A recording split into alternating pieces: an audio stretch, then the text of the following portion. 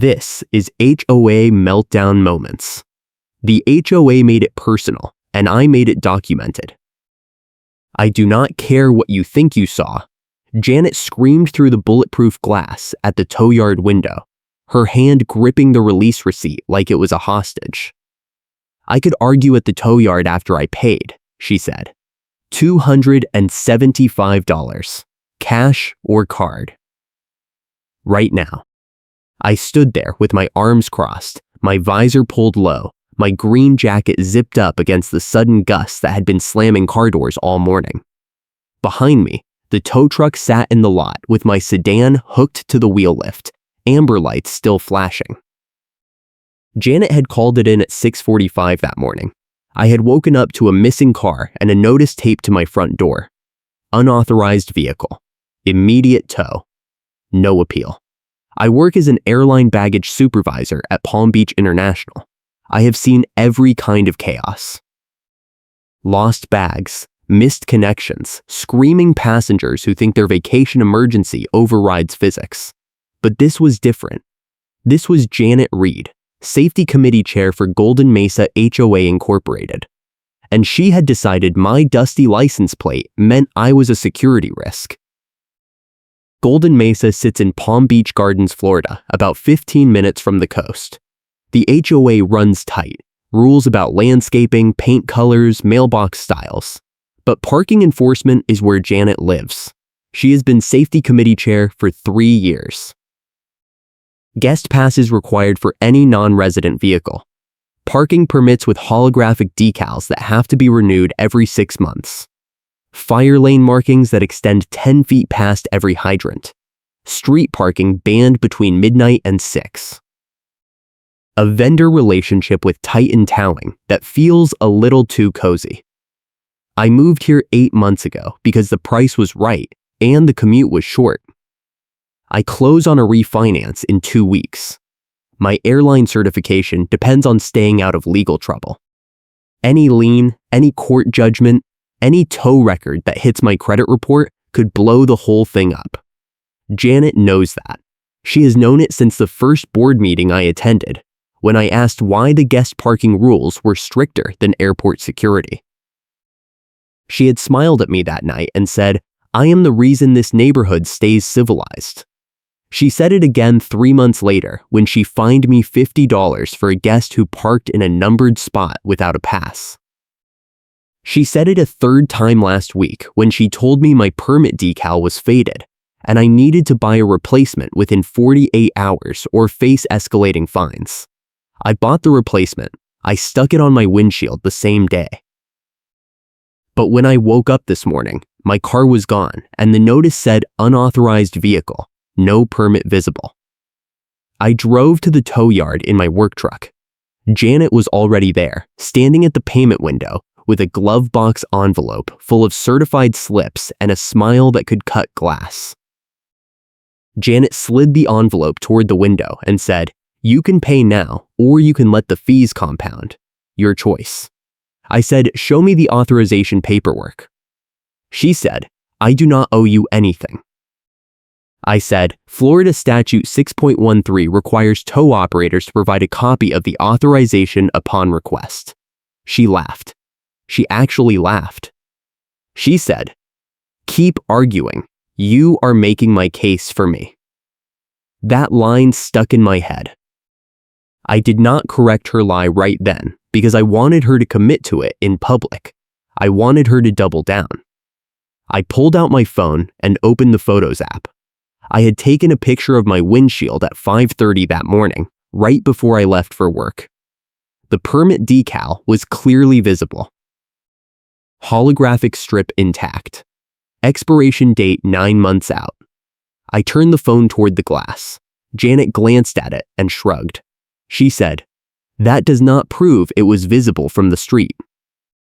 I said, "You are telling me you called a tow at 6:45 based on a plate you could not verify because of dust, but you never walked up to check the windshield." She said, "I checked. There was no decal." I said, "Then you are lying or you are blind." Her hand hit the glass. She leaned forward and said, "You want to call me a liar. You can do it in small claims court. I will see you there. She turned and walked into the back office. The tow yard clerk, a guy in his 20s with a company polo, looked at me and said, "Man, I do not know what is going on, but if you do not pay, the truck stays hooked." I said, "Call your boss. Put him on speaker." The clerk hesitated. I said, "Do it now or I am filing a complaint with the state." He picked up the desk phone and dialed. A voice answered after 2 rings. The clerk said, "Hey, we have a situation. Customer is saying the HOA lady authorized a tow without proper cause. He is asking for paperwork." The voice on speaker said, "What HOA?" The clerk said, "Golden Mesa." There was a pause. Then the voice said, "Oh, Reed. Yeah. She calls us a lot. What is the issue?" I leaned toward the phone and said, "I am the vehicle owner. Florida statute requires you to provide a copy of the authorization. I also need the fee breakdown." The voice said, "Hold on." I heard keyboard clicks. Then he said, "Authorization came in at 6:42 this morning. Caller identified as Janet Reed, Safety Committee. Reason given was no visible permit. Fee is $275. Hookup, mileage, and storage." I said, "Storage for what? It has been 3 hours. He said, "Look, man, I do not set the rates. Take it up with the HOA." Janet came back to the window. She was holding a clipboard now. She tapped it against the glass and said, "You are wasting everyone's time. Pay the fee, or I will add a lien to your property for non-compliance." I said, "You do not have the authority to do that." She said, "Try me." I pulled out my wallet. I paid the $275 on my credit card. The clerk printed the receipt and slid it through the slot. I folded it into a plastic sleeve I keep in my jacket and said, "I want the authorization paperwork." Janet said, "No." I said, "Excuse me." She said, "You heard me. That is internal HOA documentation. You do not get to see it." I said, "Then I will file a public records request with the management company." She said, "Good luck. You will be waiting months." I walked out. If you are enjoying this story, hit that like button and subscribe for more HOA chaos. The wind hit me as I stepped into the lot. My sedan was still hooked. I walked over to the tow operator, a different guy than the one at the window, and said, "Unhook it." He said, "Paid in full?" I showed him the receipt. He nodded and climbed into the cab. The wheel lift lowered with a hydraulic hiss. My car dropped onto the pavement. I got in and drove home. My hands were shaking. I have dealt with plenty of angry travelers. I have de-escalated fights at baggage claim. I have apologized for delays caused by hurricanes and mechanical failures. But this was something else.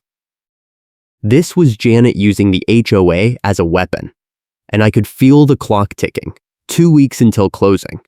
Any hiccup, any lien, any surprise filing, and the lender could pull the approval. I parked in my driveway and sat there for a minute. My neighbor, a guy named Rick who lives 2 doors down, walked over. He said, "Hey, I saw the tow truck this morning." "What happened?" I told him. He shook his head and said, "She did the same thing to me last year." Guest parking. I had my brother visiting for the weekend. She called a tow at midnight because his truck did not have a pass on the dashboard. Cost me $300 to get it back. I said, "Did you fight it?" He said, "I tried." The board told me it was a safety issue. They backed her. I said, "How many times has she done this?" He said, "At least a dozen that I know of. Maybe more. She has a relationship with Titan. I heard she gets a kickback for every tow." I said, "You heard or you know?" He said, "I do not have proof, but the call logs would show it. She has their dispatcher on speed dial." Rick said, "You should file a complaint." I said, "With who?" He said, "The management company, or the state. There is a hotline for towing abuse." I said, "I will look into it." He said, "Be careful. She has connections. The board president is her friend. They vote together on everything." I thanked him and went inside. I opened my laptop and started digging. Florida Statute 6.13, subsection 2, requires tow companies to maintain records of every tow authorization: name of the caller, time of the call, reason for the tow. Those records are public if the tow was ordered by a government entity or a homeowners association acting under a recorded covenant. I drafted a public records request. I sent it to the management company, Kabee to Titan Towing, Kabee to Janet. Subject line: Request for tow authorization records. Incident date: today. I attached the receipt. I kept the language cold and formal. I did not mention the closing or the stakes. I just wanted them to know I was not going away. Janet responded within an hour. Her email said, "Your request is noted. All records are maintained in accordance with association bylaws. Processing time is 30 to 60 days. Requests submitted without proper standing may be denied." I read it twice. Proper standing. She was already trying to block me. I forwarded the email to an attorney I know from work, a guy who handles contract disputes for the airline. I asked him if HOA boards could deny public records requests. He called me back 20 minutes later. He said, "They can stall, but they cannot deny if you are an owner in good standing." "Are you current on your dues?" I said yes. He said then they have to comply. If they do not, you file a motion to compel. But that takes time. "You said you close in 2 weeks?" I said yes. He said then you need leverage. Something that makes them respond fast. I said, "Like what?" He said, "A threat they cannot ignore. Insurance risk. Vendor liability. Proof of harassment. Anything that makes their attorney nervous." I hung up and started pulling files. I had kept every HOA notice for the past 8 months. Every fine, every warning, every guest parking violation. I had photos of my windshield decal from 4 different angles, all time-stamped. I had Rick's story about his brother's tow. I needed more. I needed a pattern. I drove back to the neighborhood and knocked on doors. I talked to 6 people that afternoon. 3 of them had been towed. 2 had been fined for guest parking. 1 had received a warning for a dusty plate, same as me. Everyone mentioned Janet. Everyone said she used a megaphone at the mailbox cluster to announce tow rules. One neighbor, a woman named Carol, said Janet had been at her property line at night with a flashlight, checking her guest's car for a pass. Carol had doorbell video. She sent it to me. The video showed Janet at 11:30 at night, walking up Carol's driveway with a flashlight and a clipboard. She circled the guest car, checked the windshield, and wrote something down. Then she pulled out her phone and made a call. The audio was faint, but I could hear her say, "Yeah, it is me." I have another one. No pass visible. She gave the address. 20 minutes later, a Titan towing truck rolled up. Carol had confronted Janet the next morning. Janet said it was her job to keep the neighborhood safe. Carol paid the fine and never fought it. She said she could not afford the legal fees. I downloaded the video. I made copies. I started building a timeline. 6:42, Janet calls Titan. 6:45, tow truck arrives. 6:50, my car is hooked. 7:10, I find the notice. 7:40, I arrive at the tow yard. The timeline did not match. If Janet saw my car at 6:42 and called it in, that meant she was outside my house at dawn checking plates. That is not random enforcement. That is targeted harassment. I called the attorney again. I said, "I have doorbell footage of her prowling driveways at night and calling tows. I have a pattern of complaints. What do I do with it?" He said, "Send me everything. I will draft a demand letter. We will make it clear that if they do not provide the records and reverse the tow fee, you will file a harassment complaint with the state and copy their insurance carrier." That usually gets a response. I sent him the files. He drafted the letter overnight. The next morning, I received a certified copy. It was 3 pages. Paragraph 1 summarized the tow. Paragraph 2 outlined the public records request and Janet's refusal. Paragraph 3 detailed the pattern of harassment with timestamps and witness statements. Paragraph 4 included Carol's doorbell video as an exhibit. Paragraph 5 warned that continued retaliation could expose the HOA to liability for intentional infliction of emotional distress and abuse of authority. Paragraph 6 demanded immediate compliance with the records request, a refund of the tow fee, and a written apology. Paragraph 7 threatened escalation to the Florida Department of Business and Professional Regulation, the HOA's insurance carrier, and the state attorney's office if no response was received within 5 business days. I mailed it certified. I hand-delivered a copy to the HOA management company. I emailed a copy to Janet, the board president, and Titan Towing. Then, I waited. Janet responded first. Her email came in at 2 in the afternoon. Subject line: baseless threats. Body text: your attorney's letter is full of lies and exaggerations. The tow was lawful and justified. You will not intimidate me or this board. I have documentation that proves your vehicle was in violation. If you continue this harassment, I will pursue legal action for defamation. I forwarded it to my attorney. He said, "Perfect, she just denied everything in writing." Now we wait for the management company. The management company responded the next day. Their email was more careful. Subject line: RE Public Records Request. Body text: we are in receipt of your request and your attorney's demand letter. We are reviewing the matter with our legal counsel. Please allow additional time for processing. We will respond within the time frame required by law.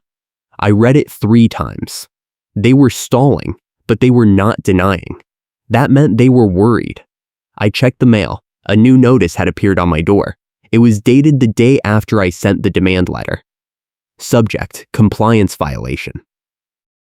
Body text: the board has identified multiple violations at your property, including failure to maintain landscaping standards, improper storage of refuse containers, and unauthorized modification of exterior fixtures. Total fine: $200. Payment due within 10 days. Failure to comply will result in a lien. I called my attorney. I said, they just hit me with a brand new fine. Landscaping, trash cans, fixtures. None of it is true. My yard is clean. My cans are in the garage. I have not touched any fixtures. He said, that is retaliation. Document everything. Take photos of your property. Get timestamps. We will add it to the complaint. I spent the next hour photographing my yard from every angle. Grass trimmed. Hedges neat. No trash cans visible. No modifications. I sent the photos to my attorney. He updated the demand letter. The new version included a paragraph about retaliatory fines and added a threat to file a motion for injunctive relief. 2 days later, I received a call from the management company. The voice on the phone said, "This is Linda from Golden Mesa Property Management. We have reviewed your request and the demand letter from your attorney. We are prepared to provide the tow authorization records.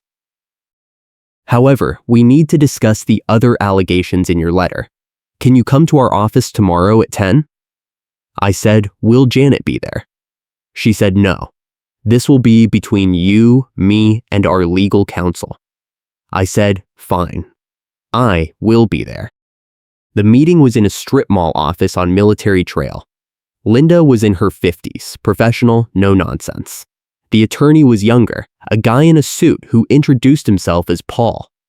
He said, "Let me be clear. The board takes these allegations seriously. We do not condone harassment or retaliation. That said, we need to understand what you are asking for." I said, "I want 3 things. 1. the tow authorization records, including call logs between Janet and Titan Towing for the past year. 2. A refund of the tow fee. 3. A written policy change that requires 2 board signatures and documented proof before any vehicle can be towed. Paul glanced at Linda. She said, "We can provide the records. The refund is between you and Titan. The policy change requires a board vote." I said, "Then call a vote." Paul said, "We will schedule an emergency meeting. In the meantime, we are suspending the compliance fine pending further review." I said, "Suspending is not enough. Reverse it." He said, "We will reverse it if the review finds no violation." I said, "There is no violation. You know it." He nodded. He said, "We will reverse it." I walked out with a copy of the tow authorization record. It was 1 page. Caller: Janet Reed. Time 6:42. Reason: no visible permit. Authorized by Golden Mesa HOA Safety Committee. I flipped to the next page. It was a call log. Janet had called Titan 19 times in the past 6 months. 19. The average was once every 10 days. Some calls were logged as inquiries. Some were logged as authorizations. I did the math. If every authorization resulted in a tow, and every tow cost $200 to $300, Titan was pulling in thousands per month from Golden Mesa alone. I took the records to my attorney. He said, "This is gold. 19 calls in 6 months. That is not random enforcement. That is a pattern. We can use this." The emergency board meeting was scheduled for the following Tuesday. I got the notice in the mail. Agenda: discussion of towing policy and vendor relationship. Public comment permitted. I showed up early. The meeting was in the clubhouse. About 20 residents were there. Janet was sitting in the front row, arms crossed. She did not look at me. The board president, a man named Ed, called the meeting to order. He said, "We are here to discuss concerns raised by a resident regarding our towing policy and our relationship with Titan Towing. I will open the floor for public comment in a moment, but first I want to address the facts. We have received a legal demand from this resident's attorney. We have reviewed the documentation. We take these concerns seriously." Ed looked at me and said, "Would you like to speak?" I stood up. I walked to the podium. I said, "My name is on the agenda. I have lived here 8 months.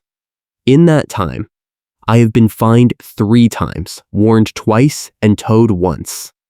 All of it initiated by Janet Reed. I have documentation. I have timestamps. I have doorbell footage. I have witness statements. And I have call logs showing that Janet has contacted Titan Towing 19 times in 6 months. That is not enforcement. That is harassment." I opened the folder. I held up the tow authorization record. I said, "This document shows Janet called a tow at 6:42 in the morning because my license plate was dusty and she claimed she could not verify my permit. But I have photos proving the permit was visible. I also have video of Janet walking driveways at night with a flashlight, checking cars, and calling tows without giving residents any notice or opportunity to comply." Janet stood up. She said, "That is a lie." I said, "I have the video." She said, "I do not care what you think you have. I was doing my job.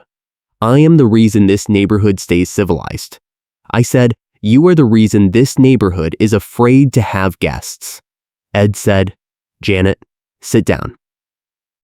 She said, "I will not sit down. This man is trying to destroy my reputation. He is lying to the board and wasting everyone's time."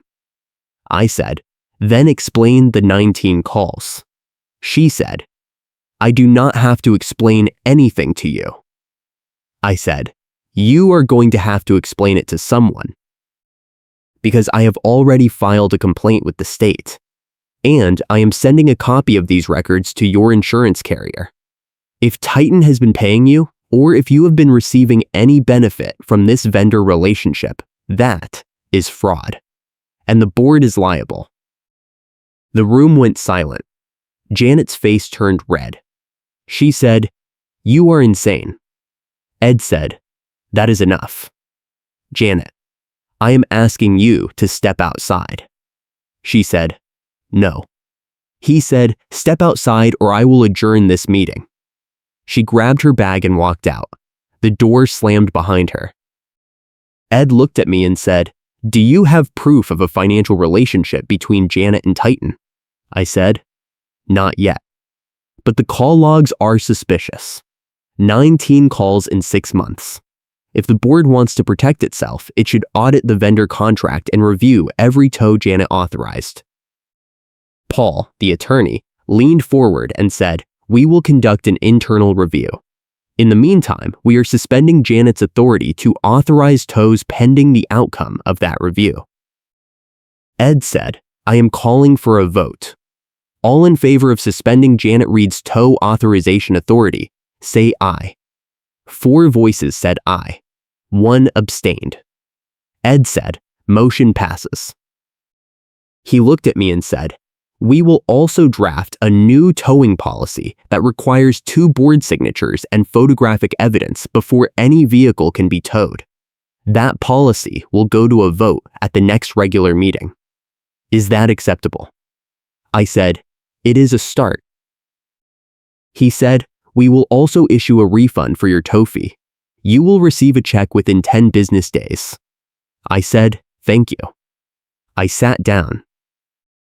The meeting adjourned 10 minutes later. I walked out into the parking lot.